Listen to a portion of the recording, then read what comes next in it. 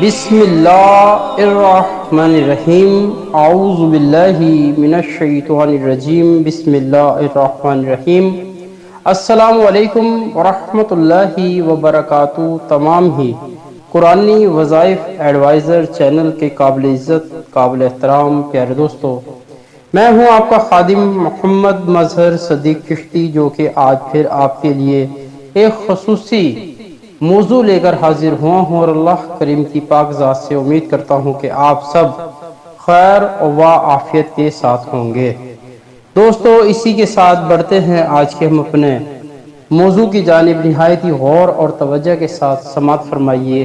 اللہ کریم مجھے حق کہنے کی، آپ کو حق سننے کی، اور ہم سب کو عمل کی بھی توفیق عطا فرمائے۔ دوستو، آج کا جو ہمارا عنوان ہے وہ قرآن مجید فرقان حمید میں سورۃ یوسف کے حوالے سے ہے۔ سورۃ یوسف نمبر کے تعداد کے لحاظ سے قرآن کریم فرقان حمید میں 12ویں نمبر پر آتی ہے۔ دوستو، ہمارا آج کا عنوان اور موضوع ہے سورۃ یوسف 12 کی فضیلت و اہمیت۔ تو دوستو سماعت فرمائیے۔ سورۃ یوسف مکہ مکرمہ میں نازل ہوئی، اور اس سورت کا شان نزول یہ ہے کہ یہودیوں کے عالموں نے عرب کے سرداروں سے کہا تھا کہ آپ محمد مصطفیٰ صلی اللہ علیہ وسلم سے دریافت کریں کہ حضرت یعقوب علیہ السلام کی اولاد ملک شام سے مصر میں کس طرح پہنچی، اور ان کے وہاں جا کر آباد ہونے کا سبب کیا ہوا، اور حضرت یوسف علیہ السلام کا واقعہ کیا ہے۔ اس پر یہ سورت مبارک نازل ہوئی۔ اس سورت میں 12 رکوع اور 111 آیات ہیں۔ اس سورت میں اللہ تعالیٰ کے نہایت ہی پیارے اور اعلیٰ و بالا نبی حضرت یوسف علیہ السلام کے حالات زندگی اور ان کی سیرت مبارک کو تفصیل کے ساتھ بیان کیا گیا۔ اسی مناسبت سے اس سورت کا نام سورۃ یوسف رکھا گیا۔ حضرت سیدنا صحابی رسول حضرت عبداللہ بن عباس رضی اللہ تعالی عنہ فرماتے ہیں، ایک دن یہودیوں کے عالموں میں سے ایک عالم جو کہ تورات کا قاری تھا، یعنی کہ قرآن مجید فرقان حمید سے جو پہلے کتابیں نازل ہوئی وہ تورات ہے، انجیل ہے اور زبور ہے۔ تورات کا وہ قاری تھا۔ حضور پرنور صلی اللہ علیہ وسلم کی بارگاہ رسالت میں حاضر ہوا۔ اس وقت نبی کریم رؤوف الرحیم، امام الانبیاء، خاتم النبیین، شفیع مذنبین، انیس الغرابین، رحمت للعالمین صلی اللہ علیہ وسلم سورۃ یوسف کی تلاوت فرما رہے تھے۔ اس عالم نے سورۃ یوسف سن کر عرض کی، اے محمد صلی اللہ علیہ وسلم، آپ کو یہ سورت کس نے سکھائی؟ آپ صلی اللہ علیہ وسلم نے ارشاد فرمایا، اللہ تعالیٰ نے مجھے یہ سورت سکھائی ہے۔ وہ یہودی عالم حضور اقدس صلی اللہ علیہ وسلم کا ارشاد سن کر بہت حیران ہوا، اور یہودیوں کے پاس آ کر اس نے کہنے لگا، یہودیوں کے پاس واپس آیا اور کہنے لگا، کیا تم نہیں جانتے ہو، خدا کی قسم محمد صلی اللہ علیہ وسلم قرآن مجید میں ان باتوں کی تلاوت کرتے ہیں جو تورات میں نازل کی گئی ہیں۔ چنانچہ ان میں سے ایک گروہ، یعنی کہ ان کے عالم، یہودیوں کے عالموں کا گروہ بارگاہ رسالت صلی اللہ علیہ وسلم میں حاضر ہوا، اور انہوں نے آپ صلی اللہ علیہ وسلم کے اوصاف کو پہچانا اور مہر نبوت کی زیارت کی، اور آپ صلی اللہ علیہ وسلم سے سورۃ یوسف سن کر اسلام قبول کر لیا۔ سبحان اللہ۔ دوستو، اس سورت کا مرکزی مضمون یہ ہے کہ نبی اس میں نبی کریم صلی اللہ علیہ وسلم کی نبوت کی دلیل کے طور پر حضرت یوسف علیہ السلام کے حالات زندگی تفصیل کے ساتھ بیان کیے گئے۔ اس کے علاوہ اس صورت میں یہ بھی مضمون بیان ہوئے ہیں۔ نمبر 1، قرآن مجید فرقان حمید کا بہترین قصہ بیان کیا گیا۔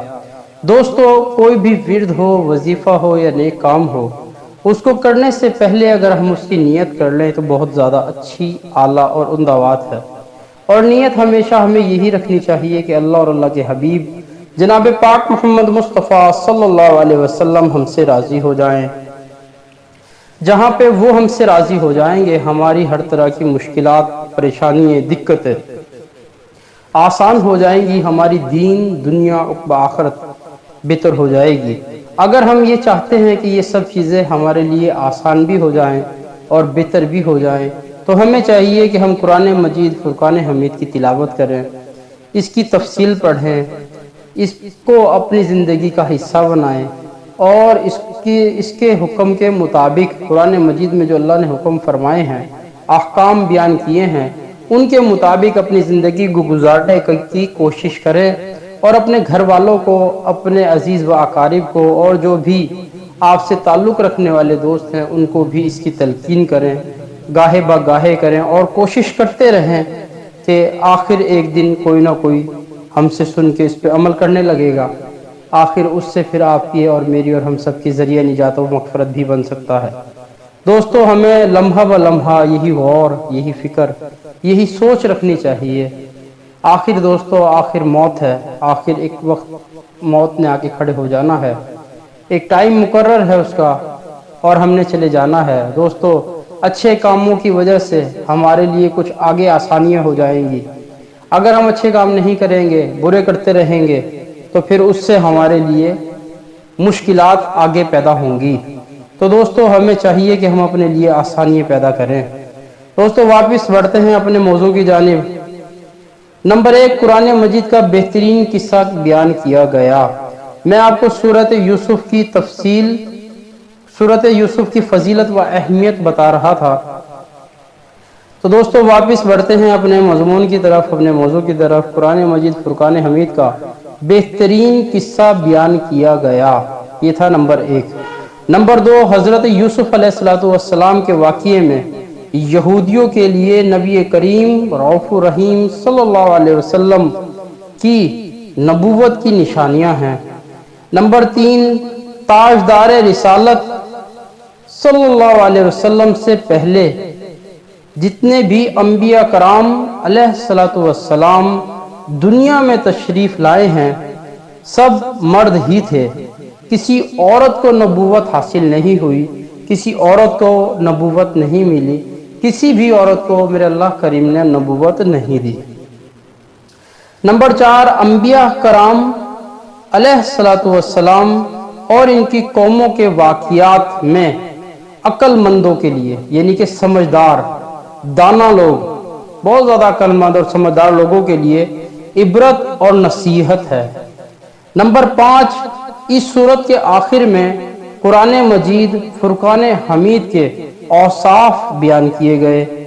یہ سابقہ آسمانی کتابوں کی تصدیق کرتی ہے، یعنی کہ جتنی بھی سابقہ کتابیں نازل ہوئی ہیں، تورات ہے، انجیل ہے اور زبور ہے، اور اس سے پہلے صحیفے بھی نازل ہوئے، ان سب چیزوں کی یہ تصدیق کرتی ہے۔ اس میں ہر چیز کا تفصیلاً بیان ہے، اور یہ مسلمانوں کے لیے ہدایت اور رحمت ہے، ذریعہ نجات و مغفرت ہے، ذریعہ ہدایت ہے۔ تو دوستو، ہمیں چاہیے کہ ہم قرآن مجید فرقان حمید کو اپنی زندگی کا حصہ بنا لیں۔ دوستو، اگر آپ ہمارا چینل قرآنی وظائف ایڈوائزر کو پہلی بار دیکھ رہے ہیں یا سن رہے ہیں، تو میری آپ سے نہایت ہی مودبانہ اور التجانہ گزارش ہے کہ آپ ہمارا چینل قرآنی وظائف ایڈوائزر کو سبسکرائب بھی کر لیں، لائک اور شیئر کرنا بھی ہرگز مت بھولیے، اور ساتھ ہی بیل کے بٹن کو بھی پریس کر دیں تاکہ ہمارے ہر نئے آنے والی ویڈیو کا نوٹیفیکیشن آپ کو حاصل ہوتا رہے، اور آپ ہمیں اپنی رائے بھی بتاتے رہیں ہمیں دلی خوشی ہوگی۔ دوستو اگر آپ ہمارے اس چینل میں ہماری اس ویڈیو کو شیئر کریں گے کسی اپنے دوستوں کے ساتھ، ممکن ہے کسی کو سننے کے بعد عمل کی توفیق مل جائے، کوئی مصیبت میں ہو اس کا مسئلہ حل ہو جائے، تو اس سے آپ کی، میری اور ہم سب کی ذریعہ نجات و مغفرت بن سکتا ہے۔ دوستو نماز 5 وقت باجماعت تکبیر اولیٰ کے ساتھ پڑھیں، توبہ اور استغفار بھی خوب کریں، اور دوستو کبھی بھی درود شریف پڑھنا مت بھولیے۔ درود شریف کو اپنی زندگی کا حصہ بنا لیجئے، جتنا زیادہ سے زیادہ ہو سکے کثرت کے ساتھ درود شریف پڑھیے۔ دوستو اسی کے ساتھ ہمارا آج کا موضوع، آج کا عنوان اختتام پذیر ہوا۔